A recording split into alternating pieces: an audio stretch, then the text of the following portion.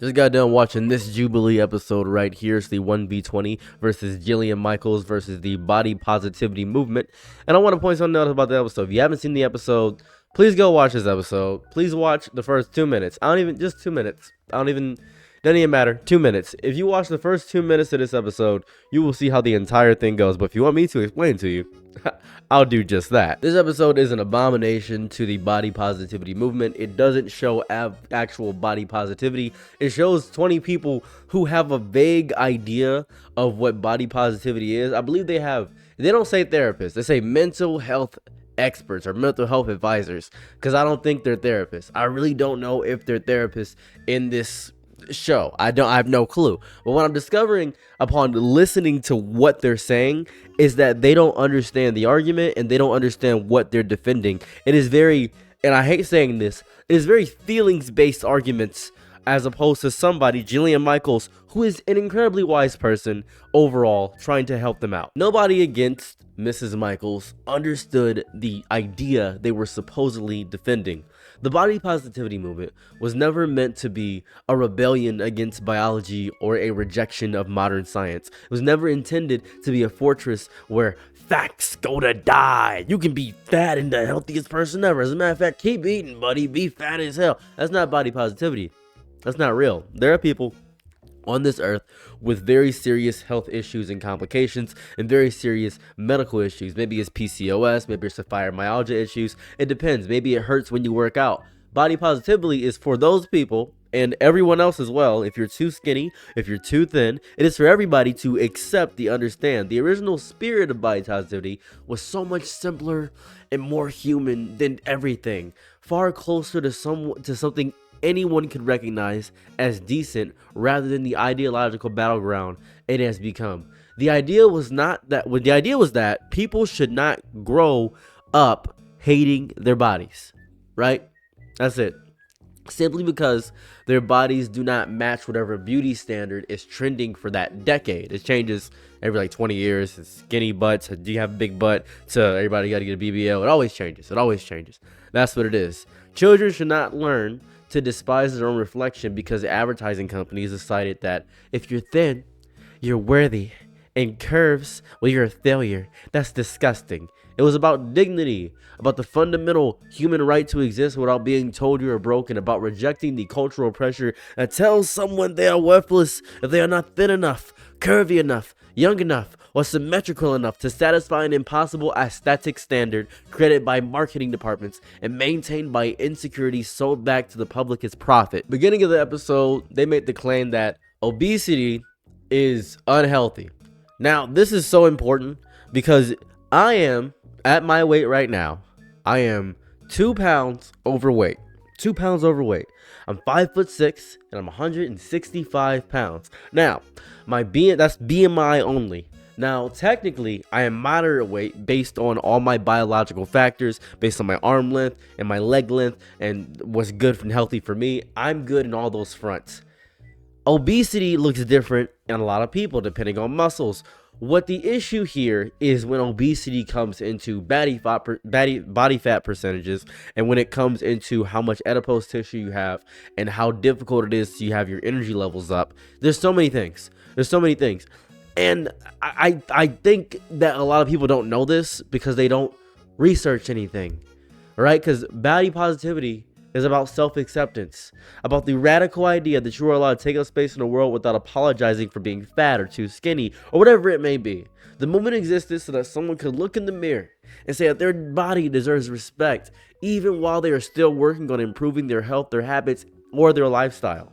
That improvement and self-worth are not mutually exclusive conditions where you have to hate yourself into being better. And this episode does so much harm for the body positivity movement. It is so crazy how much harm is being done. It was supposed to remove the toxic shame that drives people into cycles of self-hatred. Every failure to meet a standard becomes evidence of personal failure. You got to get rid of that. The body is not an enemy to be conquered. It is a home to be inhibited. That is how body positivity was supposed to work. That is disgusting. Hatred does not produce healthy behavior. It rarely motivates sustainable change. When you talk about body positivity, it is not you yourself are happy in the whole body where you're at right now. You are working towards a greater goal and you don't hate yourself for it. That's it. That's it. That's the whole thing. I don't get it. Biggest issue with the episode the entire time, and I can't show clips, sadly. I'm just going to have to tell you about the episode. You got to watch it for yourself. Is how quickly the conversation abandoned that entire philosophy I talked about, and then they were just saying a bunch of nonsense because they were talking to an actual scientist, and the scientist was so pissed the entire time because the scientist was explaining about adipose tissue and lymph node issues and all this other stuff, and midway through the rant she said, "You don't even know what I'm talking about, do you? You have no idea what I'm saying." And then the therapist lady, the mental health expert, said, I don't think you shouldn't belittle my intelligence. You're being very mean right now, and I'm not going to use the O word, which is obese. I'm not going to use the word obese. I'm going to say fat-bodied, which is crazy because I feel, and this is going to sound insane, I didn't know that fat-bodied was the politically correct term as opposed to obese, because I feel as though I don't know. That's strange, right? Because there's a basic medical fact about obesity was treated as an attack. I don't know why that was. Nobody serious denies that there are edge cases and individual variations in health because biology is complicated. Everybody works differently. As a matter of fact, Jillian didn't even argue that. She didn't argue that, specifically, she didn't do that. Genetics matter, circumstances matter, access to care matters, and thousands of other variables shape what health looks like for any particular person. Yet, it is still widely accepted in medical research that long-term obesity can increase risk of, let's say, heart disease, you get diabetes, joint problems, other conditions.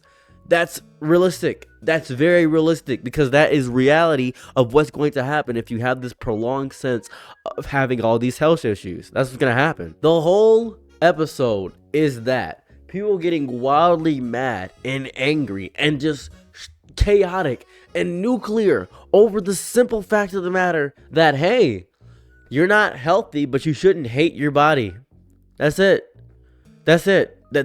They both can exist. They both can exist. You can have both. She even said you can have both. Being overweight does not erase someone's humanity, dignity, or worth as a person. And nobody was arguing that it did. Nobody was doing that. Yet that does not automatically make every weight level equally healthy for every individual. They kept saying, well, there are people that are wildly thin that are wildly unhealthy. Yeah, that's true. That is very true, that there are people that are incredibly thin that are incredibly unhealthy. That is true. That is true. That does not mean that medical science should be thrown out because it makes people uncomfortable, though. Health and self-respect are not enemies of each other. They are locked in some zero-sum battle where caring about one means abandoning the other. That doesn't make any sense. That's stupid. That's dumb. I hate when people take a term that is used as a descriptor and actively use it as something that is offensive. The term obese, O-B-E-S-E, obese, is just a term. That's what it is. You can't get mad at the terminology in itself because then you destroy a basis in reality. You can't just change it to fat-bodied. That's just as bad, I think. Am I stupid? Isn't fat-bodied just as bad as obese? Is that real, right? You can't take the word obese as an insult. I'm not going to say the O word. The 20 people they gather, and they do this with every 1v20, and it always pisses me off. The 20 people they gathered are some of, if not, the stupidest, most agitating people I have ever dealt with in any capacity. And it's not me personally dealing with them. I'm dealing with them in a capacity that I have to watch them. I don't even have to watch the episode. I just chose to watch the episode because I had nothing better to do on my Monday afternoon. This is insane. A medical term is not automatically cruelty simply because it describes a health category.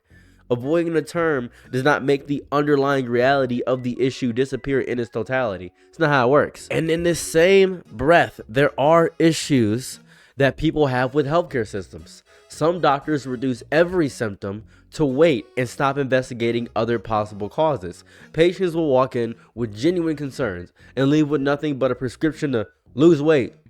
That's nothing that came about what they came to address. that's important, right? Patients are often wildly dismissed because it's like, your symptoms will disappear if you lose weight. Your pain and fatigue, and you that's irrelevant. You just gotta lose weight. And that's true. That is a true statement that happens to a lot of people, where they're told that all their issues suck because they just gotta lose weight. When that's not true at all. That's definitely not true.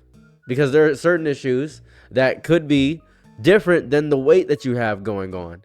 Is so many people have been destroyed. That frustration is undeniable. Nobody wants their health concerns simplified into a single explanation without careful examination, without being heard as a whole person. That's what people want. The danger appears when the frustration transforms into a complete rejection of scientific discussion about health and weight. That's the important part. The body positivity movement loses its original meaning when it becomes a fortress where no information can enter. That was the whole conversation I was seeing. The purpose was never to deny that body change or lifestyle affects health outcomes. No, never to pretend that everybody responds the same way to every condition, right? That's not the whole thing.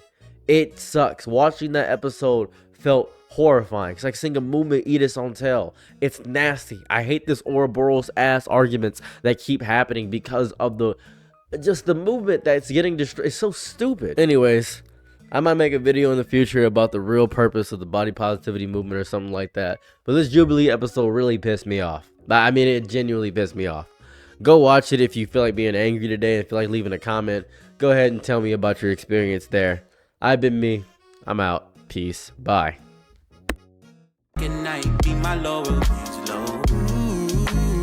Happy to try what you need. Your world, I love to live in it. I love the ride when you're free.